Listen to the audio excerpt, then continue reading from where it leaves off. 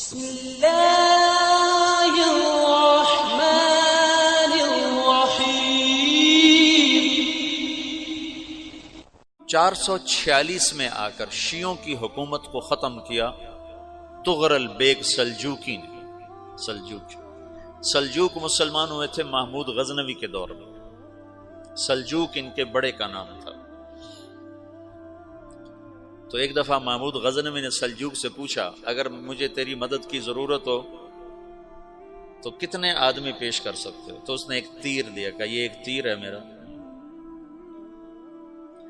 کسی کو یہ تیر بھیج کر میرے علاقے میں بھیج دو تو چند گھنٹوں میں 1,00,000 تلواریں تیرا پیرا دینے کے لیے تیار ہوں، میرے پاس اتنی طاقت ہے۔ تو یہ سلجوک کی نسل میں تھا طغرل بیگ۔ اللہ تعالیٰ نے جب عرب زوال کا شکار ہو گئے اور ضعف کا شکار ہو گئے، جیسے بڑھاپے کا کوئی علاج نہیں، جب قوموں پہ زوال آتا ہے تو اس کا بھی کوئی علاج نہیں، پھر اور قوم کو جگہ ملتی ہے۔ جیسے بڑھاپا ایک فرد پہ آتا ہے، ایسے بڑھاپا قوم پہ آتا ہے۔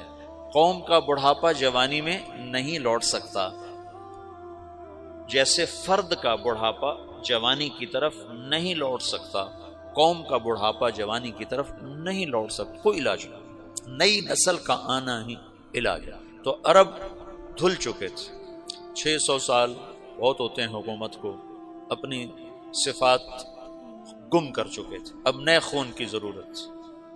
طغرل بیگ پہلا شخص تھا جس نے آ کر اہل السنت والجماعت کو استحکام بخشا، شیعوں کی حکومت کو ختم کیا، بغداد سے، شام سے، ان سارے علاقوں سے۔ صلاح الدین ایوبی نے اسماعیلی شیعہ کی حکومت کو ختم کیا، مصر۔ العاضد ان کا آخری خلیفہ تھا۔ صلاح الدین ایوبی نور الدین زنگی رحمۃ اللہ علیہ کا پروردہ تھا، اس کا دوست تھا، اس کے دوست بھی تھا، بچہ بھی تھا اس کے سامنے، زیادہ لکھنے پڑھنے کا شوق تھا۔ پھر اللہ تعالیٰ نے اس سے کام لیا اور اس کو مصر کا گورنر بنا کے بھیجا، مصر کی مدد کے لیے بھیجا۔ تو وہاں اس نے صلاح الدین ایوبی نے وہاں ختم کیا، طغرل بیگ نے یہاں ختم کیا۔ تو پھر سلجوک جو تھے نا یہ اقتدار میں آئے، ادھر ختم ہو گئی سلطنت بنو عباس کی، مصر ایک چھوٹی سی ترکوں کی سلطنت۔ تو اللہ تعالیٰ پھر مرکزیت کے لیے ایک نظام چلا ہے۔ دو لشکر آپس میں لڑ رہے ہیں ایک میدان میں، ایک جنگلی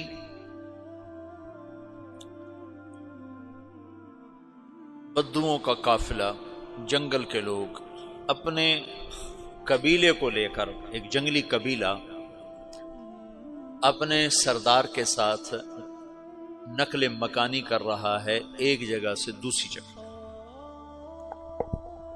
اللہ کا نظام کہ یہ لوگ چلتے چلتے چلتے اس وادی میں پہنچ گئے جہاں جنگ ہو رہی ہے، دو لشکر آپس میں لڑ رہے ہیں۔ جب یہ وہاں پہنچتے ہیں تو ایک لشکر کے قدم اکھڑ رہے ہیں اور دوسرا غالب آ رہا ہے۔ ان کو نہیں پتا شکست کھانے والے کون ہیں اور فتح پانے والے کون ہیں، ان کو نہیں پتا۔ اس جنگلی قبیلے کے سردار کا نام بھی طغرل ہے، طغرل۔ تو یہ سردار کہتا ہے جو شکست کھا رہے ہیں ان کی مدد کرو، کچھ پتہ نہیں کون ہے، کہتا جو شکست کھا رہے ہیں ان کی مدد کرو۔ تو 400 وحشی جنگلیوں نے فاتح لشکر کے پیچھے حملہ کر دیا۔ وہ تو ایک کافی ہوتا تھا، 400 دوڑ جب تلواریں پڑیں تو چند لمحوں میں نقشہ بدل گیا، بھاگنے والے جم گئے اور جمنے والے بھاگ پڑے۔ جب جنگ ختم ہوئی تو شکست خوردہ لشکر کے بادشاہ نے ان کو بلایا، اسے پوچھتا ہے مجھے جانتے ہو میں کون ہوں؟ کہا نہیں۔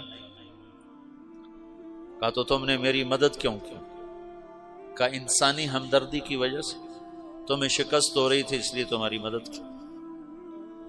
پھر اس نے اپنا تعارف کرایا، میں ہوں سلیمان سلجوکی، ترکی کا بادشاہ، مسلمانوں کا لشکر تھا اور تاتاریوں سے شکست کھا رہا تھا. تاتاری فتح پا رہے تھے، مسلمان شکست کھا رہے تھے. تو وہ اللہ کی غیبی مدد بن کر آئے. تو وہ اس سے کہتا ہے میرے ساتھ رہنا پسند کرو گے؟ تم نے میرے اوپر احسان کیا ہے، میں اس کا بدلہ دینا چاہتا ہوں، میرے ساتھ رہنا پسند کرو گے؟ کہنے کا کر لوں گا. تو اس نے اس کو لے کر ترکی آیا، اور استنبول اس وقت روم کی حکومت میں تھا. اسے فتح کیا اس تغرل کے آگے چوتھے پانچویں پڑپوتے محمد فاتح نے. تو یہ استنبول ہے، یہ ترکی ہے، بیچ میں ایک چھوٹا سمندر ہے، یہاں ایک جاگیر ہے. تو سلطان سلیمان کہتا ہے یہ جاگیر تجھے وقف ہے، ادھر سے رومی مجھے تنگ کرتے ہیں حملے کر کر کے، تو میرا دفاع کرتے رہنا، یہ جاگیر تیری. اس جاگیر پہ اس نے اپنے قافلے کو آباد کر دیا، اپنے قبیلے کو، اور ایک چھوٹی سی حکومت بنا لی، جو ایک صوبہ سمجھو سلمان سلجوقی کا، وہ ایک چھوٹا سا صوبہ ہے. وہاں جب یہ رہ پڑا تو پھر یہ ایک شیخ کے بیت ہوتا ہے، وہاں شیخ طریقت ہے، ان کے یہ بیت ہونے جاتے ہیں. وہ اس کو رات اپنے پاس ٹھہراتا ہے، تو ایک کمرے میں ان کا خادم ٹھہراتا ہے. یہ جب کمرے میں جاتا ہے تو سامنے دیوار میں تاکچے پر قرآن پڑا ہوا ہے. تو یہ تغرل بیگ کہتا ہے یہ کیا ہے، یہ کیا ہے؟ تو وہ خادم کہتا ہے یہ کتاب اللہ ہے، قرآن ہے. اچھا.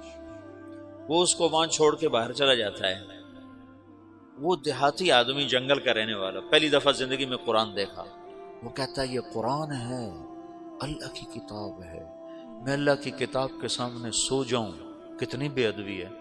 تو اس نے ایسے قرآن اٹھایا اور سر پہ رکھ لیا اور کھڑا ہو گیا. ساری رات قرآن سر پہ رکھ کے کھڑا رہا. رات کے پچھلے پہر اس کو خواب آیا، کھڑے کھڑے اس نے دیکھا کہ اس کی پشت سے ایک چاند نکلا اور شیخ کی بیٹی کے سینے میں جا کے اتر گیا.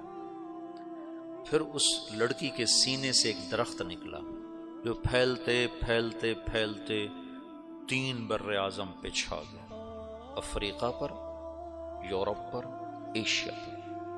پھر اس کی آنکھ کھل گئی، وہ کھڑا ہوا ہے. تو اس نے صبح یہ خواب اپنے شیخ کو سنایا. تو انہوں نے اپنی بیٹی اس کے نکاح میں دی تھی. اس بیٹی سے ایک بچہ پیدا ہوا.